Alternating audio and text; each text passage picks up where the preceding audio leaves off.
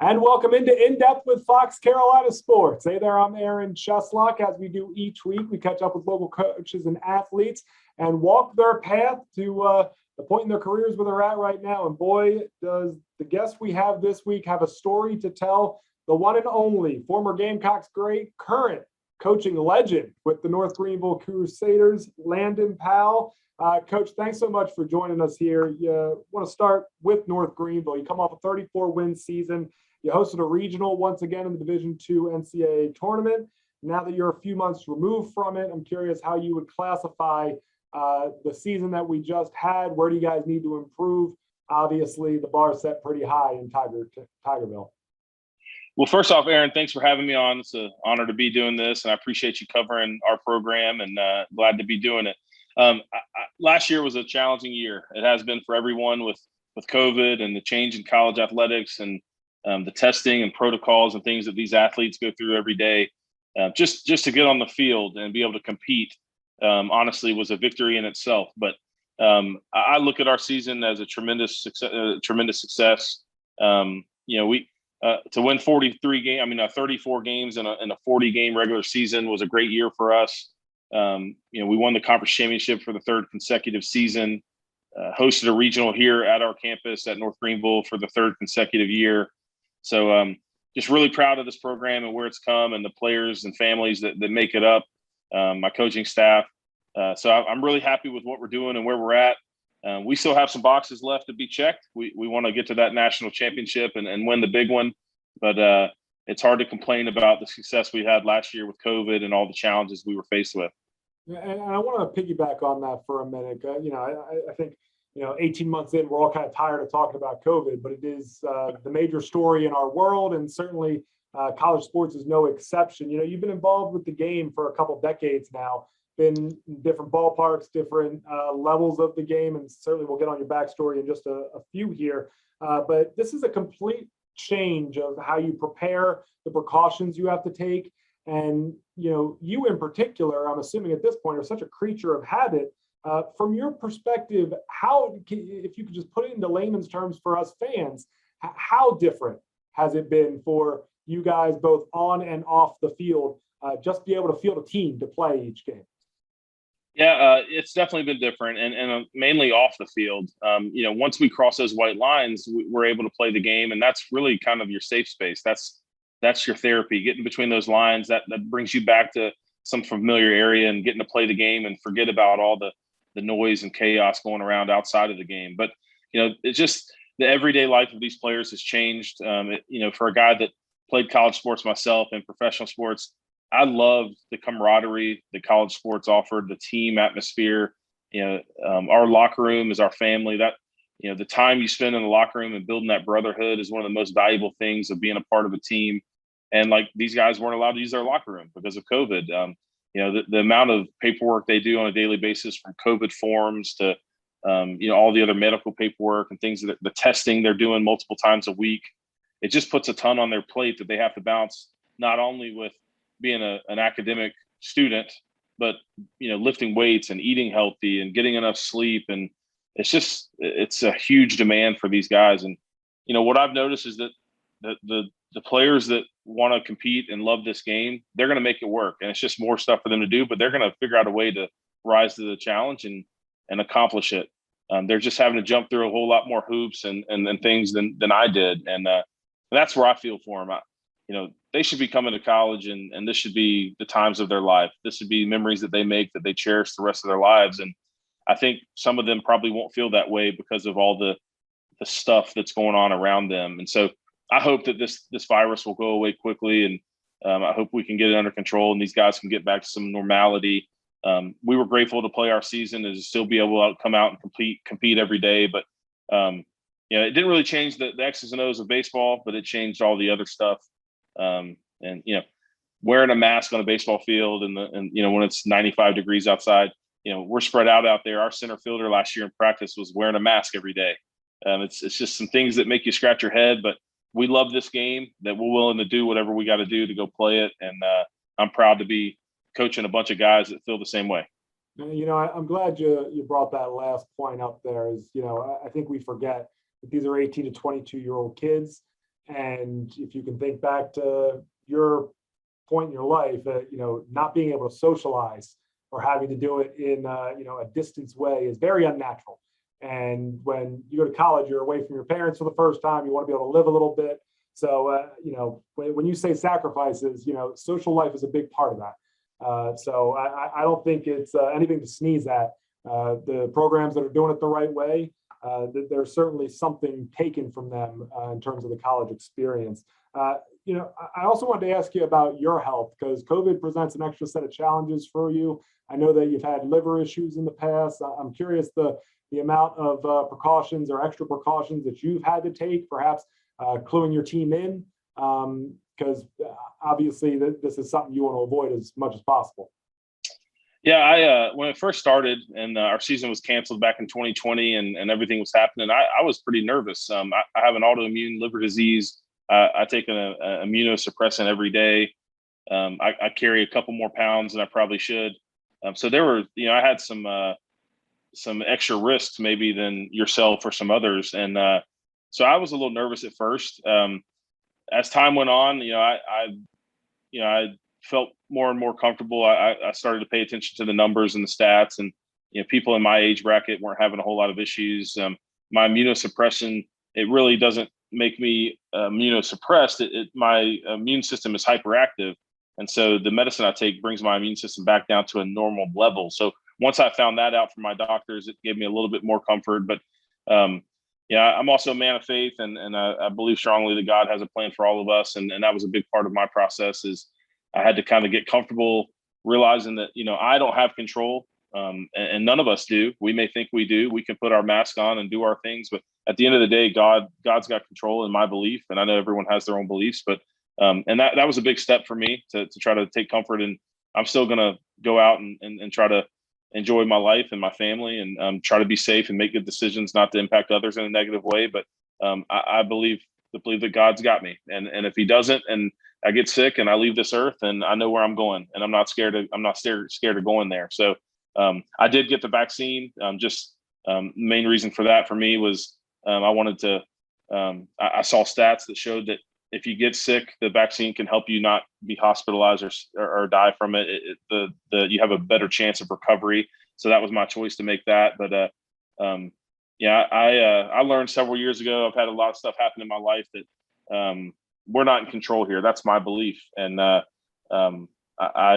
hold strong to my faith and know that God's got a bigger plan for me and my life and my family. And I'm just going to continue to go out and love and live. So that's what I want to do. I'm certainly glad to hear that you're doing well and you're healthy, and obviously glad to hear you taking some precautions to protect yourself there. I want to ask you about one of your star players, John Michael Fail, a kid we covered in high school out of Boiling Springs, a star catcher like yourself. He hit .438, led the team with 78 RBIs, just barely better than his incredible season he had as a freshman. How rare is his talent level, and how much of yourself do you see in him?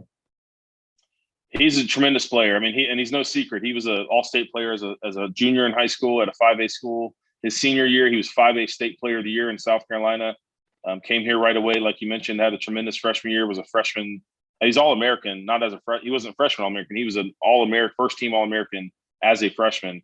And then last year, just as incredible, .438, 23 home runs, which tied Wes Clark for the most home runs in all of NCAA sports. So He's this kid's a dynamic player. He's a Division II. Perfect Game named him Division II National Player of the Year. So tremendous talent, awesome kid, great leader. I'm really thrilled that I get to coach him on a daily basis. We have a tremendous relationship, him and I, and we spend a lot of time talking and building that bond. He's a little different player than me. He may be a better hitter than I was, which is hard for me to say. I felt like I was a really good hitter, and I had a good college career and pro career as a hitter, but he's special. He's a special hitter. Defensively, that's where I've helped him some, and he continues to get better behind the plate. I really have high aspirations for this kid. I think he has a chance to play in the major leagues one day. So I hope this year he has another great season and gets drafted and gets his chance to go out and prove what he's capable of. I think the sky's the limit for him. Yeah, and I think that he's kind of in the perfect situation that, his head coach is familiar with the position and knows exactly what it takes to get to that level. But it seems like whenever I'm doing North Greenville highlights, that kid's in there every single time. You can't avoid him. It's always the big hit, right? And he He's ain't good, man. afraid of the clutch moment either. So the show is called In Depth, and we want to get through your backstory a bit, if you don't mind. You're out of Apex, North Carolina, rated the second best high school player in the country, but you chose to go to USC. And I'm curious about the decision to go to college. Obviously, South Carolina, one of the best baseball programs in the country, so I get that. But most ranked that high would opt to turn pro. So I'm curious why you decided to go to USC when you were the second rated highest player in the country. Yeah, it's actually an interesting story, and I'll try to keep it short because it is kind of a hard story to tell. It's a long story, but I'll do my abbreviated version. As a junior in high school, my team won the state championship, and I was the only junior on the varsity team. And I led the state in home runs, but also led the state in intentional walks. They just put me on. So I had an advisor at the time, Scott Boris, who's a Major League Baseball super agent, I guess you would call him. And he came to my family and found a rule in the rule book that said if you were 18 years of age and you took your GED, you could be eligible for the draft. Didn't matter what grade in school you were. Well, I had just turned 18 right at the end of my junior year of high school because I had been held back when I was younger. And so I would fit that category. I could go get my GED and therefore I could go into the draft. So we made the decision to do that. We didn't see any value in going back to high school because my whole team was graduating and I would have been basically playing with the JV team. So I went and did the GED. I made myself eligible for the draft. Baseball had never really had anybody do that before. It was a rule that was intended really for maybe international kids or Mormons that went on mission trips or military kids. And so I was using it for a different reason, to basically abbreviate my high school career and get to the pro level faster. And so baseball didn't really like that at first, but long story short, I was offered some opportunities to sign.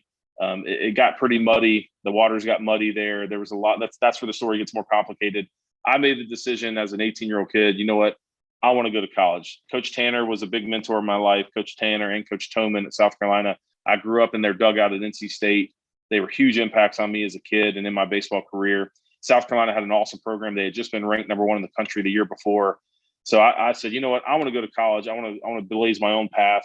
I loved college athletics. I did from a young age as a kid. I always dreamed of playing college baseball.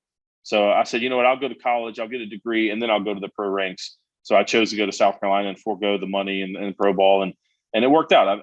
College, I still got to the major leagues later in my career, but I went to college and made my best friends and met my wife and got a great degree and got to go to the College World Series 3 times. So it's one of those decisions I look back on, and I could have gone a different direction, and who knows how it would have turned out. But I'm so thankful and grateful I went the route I did. Well, Scott Boras has his hand in all levels of baseball. That's an interesting loophole. And again, you met your wife there. Certainly works out. And the resume proves it. Played 4 years in Columbia, career .306 hitter, 44 homers, 61 doubles, 193 RBI, multiple-time All-American, named to the school's Athletics Hall of Fame. Of course, you guys made it to the College World Series finals. I'm curious your favorite moment from your time playing in the Midlands and the one that gives you nightmares to this day. Man, I had a lot of great moments, a lot of favorite moments. Dogpiling after beating Miami down, I think 4 or 5, going into the 9th inning and coming back and winning that game and going to the World Series for the first time in Coach Tanner's history. That's one of those moments that I still get chills today thinking about that moment. A weird, great moment for me is my last ever game in Columbia. We were playing ECU in the Super Regionals, and I went 0 for 5, and I was very frustrated. I'd been having a tremendous season, and that was a bad game. It was my last ever game at Sarge Fry, and my last at bat, I popped out to first base, made me 0 for 5, and the fans in Columbia stood up and gave me a standing ovation. They called me out of the dugout. I guess that's called a curtain call. And that moment to me was like, that's why I chose that school. That's why I wanted to play there and be a Gamecock. That fan base was incredible. They were so supportive. And to be 0 for 5 in one of the biggest games of the year, it was the 3rd game of a super regional. For them to give me a curtain call just meant so much to me. And it showed that they honored my career and the things I had done. And, I was proud of my career at South Carolina. Not the personal stats that you mentioned, but when I finished my career as a player there, I had been a part of more wins in a Gamecock uniform than any athlete in school history. And that meant something to me. I love to win, and I love being a part of that winning program at South Carolina. And that's why I cherish that school so much and my experiences there. So a moment that maybe bites me is that national championship game against Texas. To have that opportunity to go and play for a national championship, you dream of that. You work for it all year long, and that was the last year that it was a winner take all championship. Now they do a best of 3 series, and we had fought through the losers bracket. We had beat Clemson twice, and we were just absolutely drained on pitching, and we didn't have many arms left, and we were a little, I guess, overmatched when it came to that. When that game, we lost 12-6 to Texas in the national championship, and so that's the one that got away. That's the kind of I think my teammates and all feel like, man, best of 3 series, it maybe had been a whole different thing. Yeah, I think that was the answer I expected. But again, what a legendary career with the Gamecocks, still talked about till this day. Drafted by Oakland, the first round, 24th pick in 2004. Of course, you had so many home runs in college, but you were really known as a stellar defensive catcher in the bigs. 13 homers in 9 pro years. I'm curious, can you remember each one? Maybe, yeah. That's my major league home runs were less, right? So, I can remember most of them. I hit a lot more in the minor leagues. I think I hit 16 plus maybe every year in the minors, and I would never be able to remember those. But major league home runs, I could probably go back and think about most of them. The one that stands out the most, maybe a pitcher that you respected. Yeah, I hit one off of.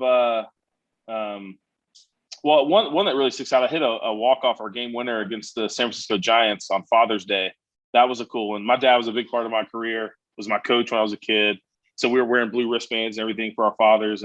And I hit a game winner, and it was like a sold-out stadium. And that was a really fun one. I hit a grand slam against the Royals. Any kind of grand slams are always fun. My first major league home run, I had a torn hamstring at the time. I could barely run around the bases. So that was always kind of one of those inside jokes to my teammates. I was like, they made fun of me like I was Kirk Gibson running around the bases because I was limping around. But it was a dream to play in the big leagues and to have some success at that level. I was never a major league all-star or superstar, but to be able to go and have a good career and be a part of some great teams and some cool moments, I was really grateful to have that in my life, and I'll always cherish those memories. And of course, maybe the biggest moment you are most known for in professional baseball is catching Dallas Braden's perfect game in 2010. And I had a little birdie tip me off to this, and I went back and I watched it, that you weren't the first guy that Dallas hugged. And that's kind of an unwritten rule in pro baseball, is that if you have the same catcher that catches your perfect game, you give that guy an attaboy first. Walk us through that. That's an interesting dynamic there. Yeah, I gave Dallas a hard time about that, and it was just instinctual for him.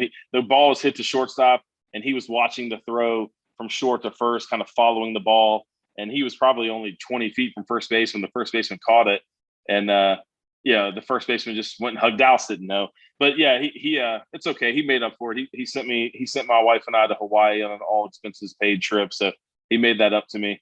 But what a magical day. I was a backup catcher for most of my career in the big league, so I only played maybe twice a week. And to think that I would be in the lineup for a perfect game and to be able to I called every pitch of that game, to be able to call every pitch. And for Dallas Braden to be the guy that threw it, Dallas was not a major league all-star himself. I mean, he was a guy that had to really work hard and scrap and claw in his major league career. He didn't throw hard. I think in the perfect game, I don't even know if he hit 90 miles per hour the entire game. He had the least number of strikeouts in any perfect game in history, which is a rare thing. But for us to go out there that day and have a perfect game, it just shows how magical the game of baseball is.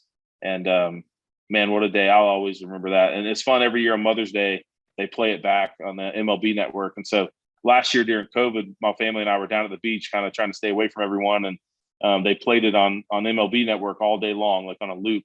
And so I had never gone back and watched the game.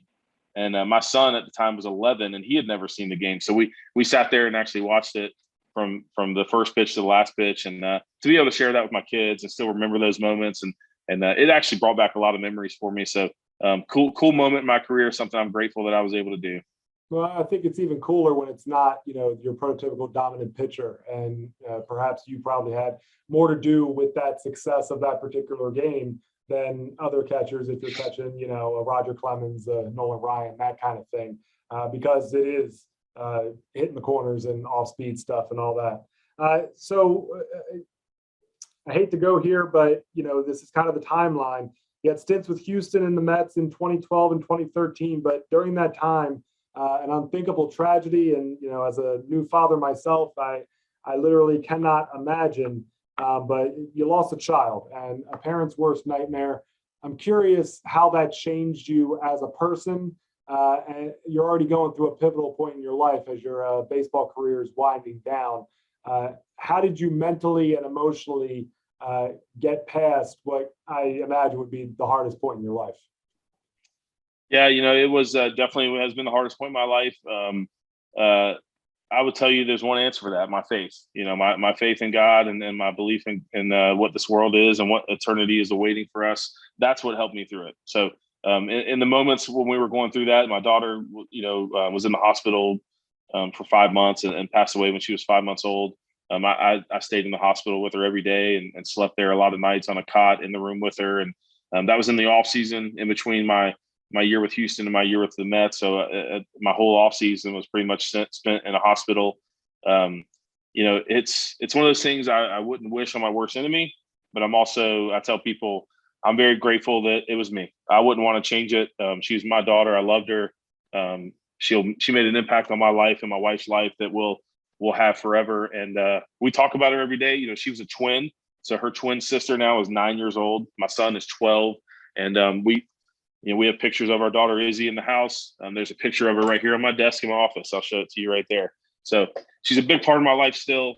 And I appreciate you asking. I'm not scared to talk about it. I still get emotional about it, but it's because I loved her and because I know how much I want to see her again one day. Well, I hate asking it as a father of two myself. I can't imagine the mental strength and emotional strength as you're trying to be a pillar for your family. So I do appreciate your candor there, and just a tough situation all around. No good segue here, but you retire in 2013. You go right into coaching. Did you always know that you wanted to be a coach? You never thought about taking a break from the game? I did kind of always know I knew I wanted to be a coach. My dad was a coach. I was raised by a coach. Like I said earlier, Tanner and Toman in South Carolina were big mentors in my life. So I felt like I was impacted by a lot of great coaches, and I knew I was equipped to do that. I just didn't know if that necessarily was the route I wanted to go. When I retired from playing, I moved back here to Greenville, where my wife was from, and I had an opportunity to go to Furman. And Coach Ron Smith gave me a chance to go there and get my first job in college coaching. And man, within the first week of being a college coach, I knew that's what I wanted to do the rest of my life. It was pretty quick for me. I love impacting these guys, and I realized how much knowledge I have to pass forward to them. And it's a cool feeling to take a guy that's maybe struggling with something or can't get over the hump in something he's doing, and to go and show him a different way of doing it, give him a different mindset, put some things into practice, and then watch him go out and have success. That's a fulfilling thing to see a kid's eyes light up, like, oh man, I figured it out. I know what to do now. So I had a lot of great coaches in my life, and I feel like it's my turn to pay it forward. I love this game. I'm a what you would call a baseball lifer. I'm gonna spend the rest of my life in this game and trying to impact the game in the best way I can. And God's given me a great opportunity to do that here at North Greenville, and I love what I do every day. I don't feel like this is a job for me. I get to come and do what I love on a daily basis, and what more can you ask for? Do catchers make better coaches? Your entire career, part of it is going out to a pitcher that needs a pep talk, and you got to calm down, and you can't go pitch for him. So that almost prepares you, because you hear one of the biggest adjustments for great players turning into coaches is you just can't go out there and do it yourself. But I imagine as a catcher, you've already had a ton of practice with that while you were playing. For sure. I think I think catchers do make great coaches. I mean, Mike Scioscia and Joe Torre, and I mean, there's a ton of them. You can go around the league. They're all over the league. So, another thing about the catchers is you're involved in pretty much everything, right? So you're working with the offensive players, bunt plays and first and third plays and cuts and relays. I mean, catchers are involved in all of those. and then you work with pitchers every day on a daily basis. You're working on calling games and keeping their mechanics dialed in, and mainly you're a psychiatrist for a lot of pitchers too, just keeping them mentally level-headed, and then you obviously a hitter too. So I think catchers are the one position that really just touch everything on the field, and that's probably why you make good managers. So I definitely think it helped me in my career being a catcher. When I got to this level and started coaching college baseball, I didn't feel like there was anything I didn't know or needed to learn. I felt pretty equipped and ready to go. Getting into college coaching, there's a lot more to it than just the X's and O's on the field. You sit around and there's a lot of office work. There's a lot of compliance, and I wear a lot of hats in my job. And I really do feel like the on the field stuff, getting on that baseball field and teaching the X's and O's of the game, that's the easy part. That to me, that's like the easy part. It's all the other nonsense that you do that can be challenging. But I love it. I love what I'm doing, and I really am grateful that I get these players and these families entrust me to make impacts on their careers and their lives, and I'm grateful for my opportunity. 2013, you're with the Paladins, working with hitters, catchers, and interim pitching coach there for a little bit. I wanted to ask you about the Paladins baseball program. That was a huge story around this area, but really around the entire Southeast and the college baseball world. I talked to Coach Harker. I've talked to multiple former players. I feel like the story has been pretty well told that, Furman cuts the baseball program at the start of the pandemic. What was your first reaction as someone who's been there and someone that's familiar with baseball in the Carolinas? Furman, one of the historically great baseball programs, a lot of tradition there. What was your reaction when you heard? Yeah, I was heartbroken for those guys. Knowing that program, several of the players in the program were guys that I had coached or recruited, and specifically for Coach Harker, for Brett. I mean, we were friends. We knew each other well way before he got to Furman, and when he went to Furman, he was filling the pitching coach job that I was leaving to come here to North Greenville. So we were very closely aligned, and for him to go and spend as much time and energy building that program and recruiting those players, and to have it just kind of ripped away from him like that was heartbreaking. I don't think anything will make it any less painful for him or those players. I hope that one day Furman can bring that program back. And Brett Harker probably needs to be the guy they bring back to coach it. He deserves that opportunity. But yeah, baseball is such a great game. I love the game of baseball, and it was a shame to see a school not have that sport. I'm very passionate about this game, and I want to grow the game. And Furman had a great opportunity there to really have a great program going forward. And so I don't know all the ins and outs of why the decision was made, so I can't speak to that. But I do know I love the game of baseball, and anywhere that out there that is not playing baseball, that's one less place than it should be. I think that baseball is a game we should be continuing to grow. It teaches these guys a lot about life and the characteristics and things that you learn throughout the game, like hard work and dedication, perseverance, punctuality, being a good teammate. Those are things that are going to help these guys in life as fathers and husbands and coworkers and friends. And that's what baseball is. It's not just a game you play. It's a life lesson. Every day you get to the field, you're learning something new that's going to impact your life. So 2014, you get named as the North Greenville head coach. You inherited an 8-35 team, and you improved by 22 wins in your very first season. What do you attribute that turnaround to, and how much confidence does that give you? Obviously, it's rare to have that kind of turnaround for a first-time head coach taking over a program with an 8-35 record. Yeah, so I mean, my goal going in was just to win more than we lost, and that was a daunting task in itself because the program was not in great shape when I got here, and some of the players maybe weren't as talented as others. But I believe something strongly in the game of baseball. It's not just the biggest, strongest, fastest players that are going to win. Baseball is a passion game. It's a heart game, and I felt like if we could create a culture here in an environment that these guys really believed in each other and believed in their love and passion for the game, and they would fight and claw and scrap for everything they had, that we could go out there and beat anybody. It's kind of that bad news bears philosophy, I can't turn you into Aaron Judge or Derek Jeter overnight, but that doesn't mean that you still can't go compete and win. And my players bought into that. We came here with that mentality, my assistant coaches and I, and we changed the culture. We believed in our players. We supported them. We didn't create stress when they messed up. We kept everything lighthearted, and I just taught them never to give up. And that was a fun year, man. 2015, winning the conference championship, which was the first conference championship in school history after being, like you said, 8-30, whatever the year before. Tremendous turnaround.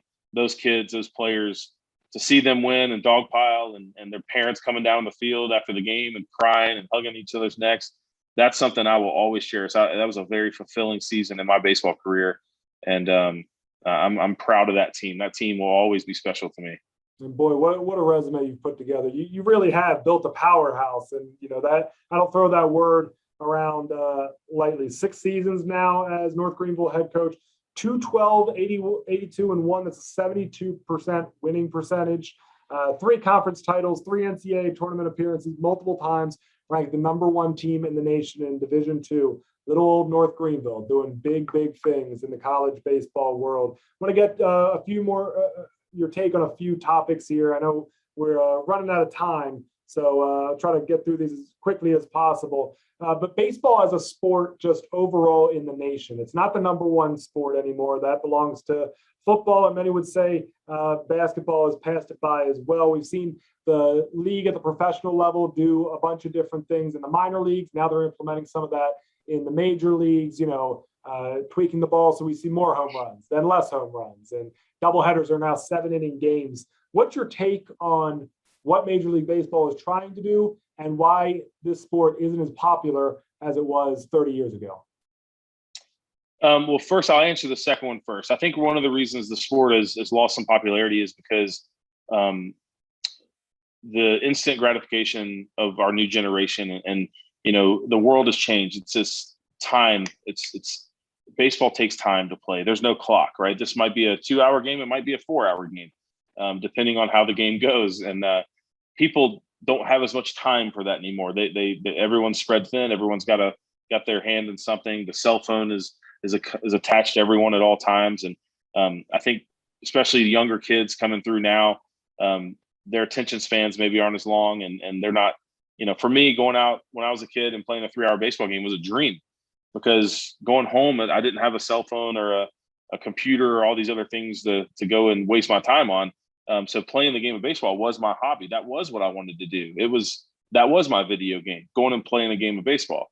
So that's probably one of the reasons why the game has changed a little bit. I do think that the new leadership in baseball is trying to combat that by some of the new rules and things that they're doing, shortening the game, trying to create pace of play.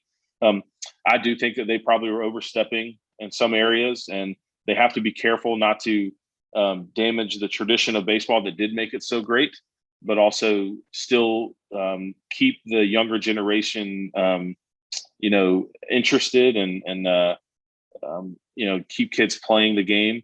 I love baseball. You ask me what America's about. Baseball and apple pie, man. It's an awesome game. It's been a fabric of our country and our foundation here forever. And it still is in a lot of ways. The College World Series this year was an awesome event. That Field of Dreams event a couple weeks ago was just a tremendous thing. I think if baseball does more stuff like that and can make it a little more interesting by doing events like that, I really think that's how they succeed. I don't think changing the height of the mound and the size of the bases and electronic strike zones and that kind of stuff. Like I'm not a big believer in a lot of those things, but we'll see. I love this game with a passion. It's been a big part of my life, and I hope that people see the value in it like I do. Yeah, I think that the lack of patience is a big factor there, as you mentioned. The buildup into a bases loaded 9th inning situation, and you're hanging on each pitch. That is a level of excitement that I'm not sure. I mean, maybe a tournament winning putt on 18, something like that, or overtime hockey, where you are literally on the edge of your seat with every moment. That doesn't get replicated or duplicated in many other facets of life, let alone sport. All right, 3 quick ones, some fun questions as we get set to wrap up here. Best pitcher you ever faced or caught? Best one I ever faced, I would say Tim Lincecum. I played against him in the prime of his career when he won several Cy Youngs in a row, and he was really hard to hit. I was a switch hitter, so I usually did really well against right-handed pitchers, but Lincecum had a unique throwing motion that was very over the top. and he felt like I was facing a lefty, which was very weird, rare and weird for me. So I think I maybe went like 1 for 15 off of him in my career. So Tim Lincecum in the prime was really good. My first at bat ever was off of Felix Hernandez in King Felix, they called him. He was one of the best pitchers in baseball, and I actually had a double off of him my first at bat ever in the major leagues. But he's another one that I would say was one of the filthiest pitchers in the major leagues. Best one you ever caught? Well, I guess I'll say Dallas Braden on May 9th, 2010, because that was a perfect game. There's not much to be better than that, but I caught some good ones. Andrew Bailey was rookie of the year. He had a tremendous rookie season, was just really gross. I caught some guys that threw 100 miles per hour. I played on the USA team in college and caught some pretty awesome pitchers. So, but I'm going to give my props to Dallas on that one day. I mean, he can't do any better than he did. That was the best possible game anybody could throw. And Oakland had that really long line of great starting pitching for a little bit more than a decade, it seems like.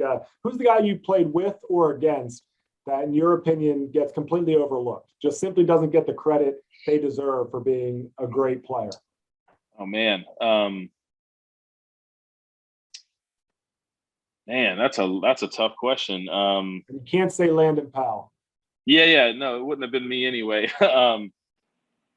Man, I played with some really good players. I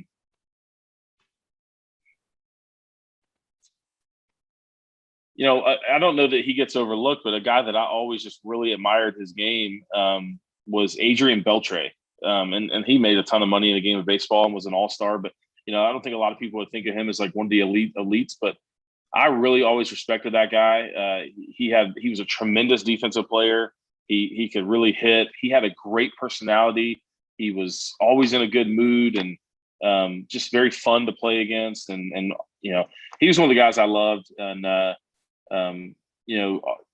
think, Nelson Cruz was another guy that I always thought had a tremendous career. He's still playing now. He just got traded to the Rays. And, I was playing against him in the minor leagues, and he's still out there playing now and hitting home runs. So there's been I don't know if those are the right answers. If I had longer to think about it, I'm sure more guys would come to my mind. But,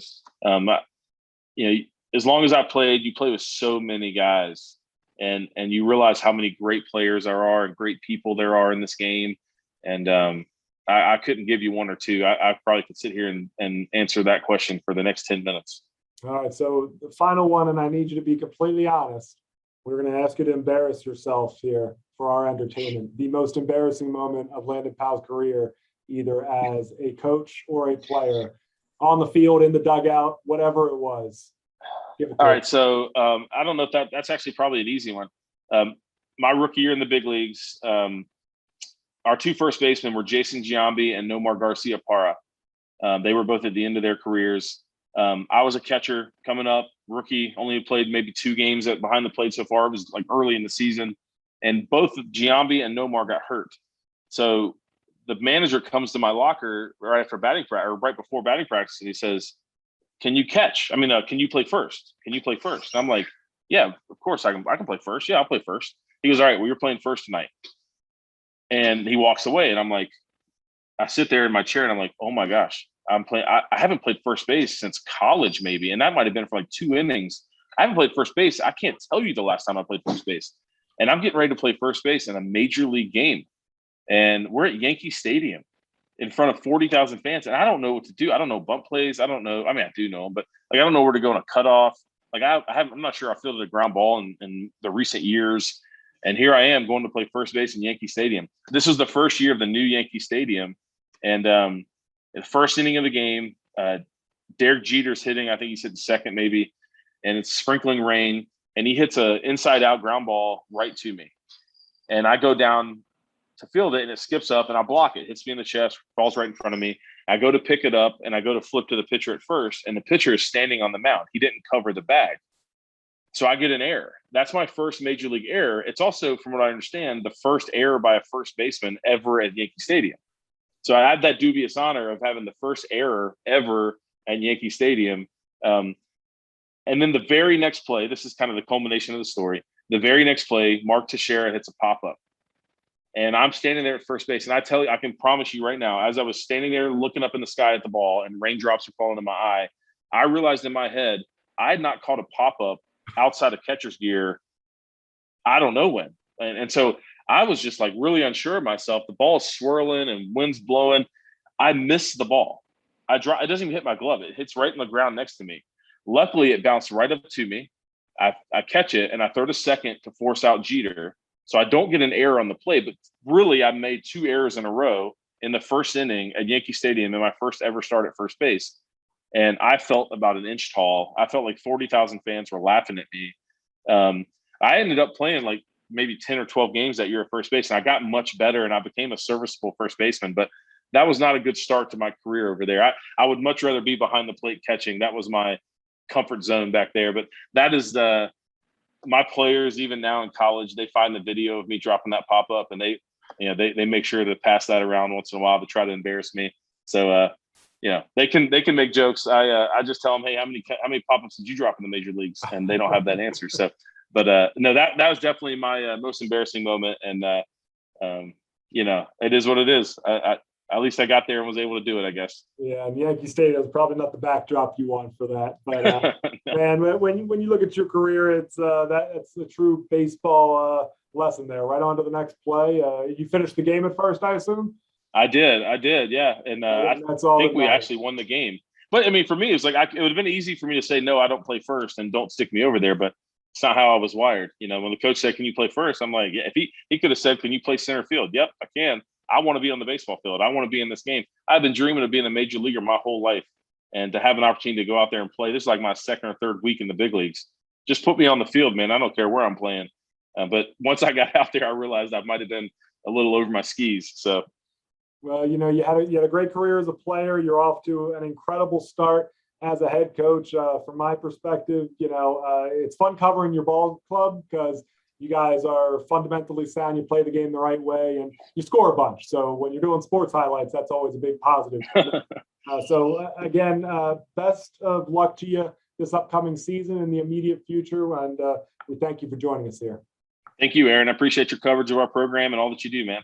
He is Landon Powell, the head coach of the North Greenville Crusaders. 6 years, 212 wins. Hard to get off to a better start than that to your coaching career. I want to thank you for joining us here for this week's episode of In Depth with Fox Carolina Sports. I have another great episode for you next week. Have a great one, everyone.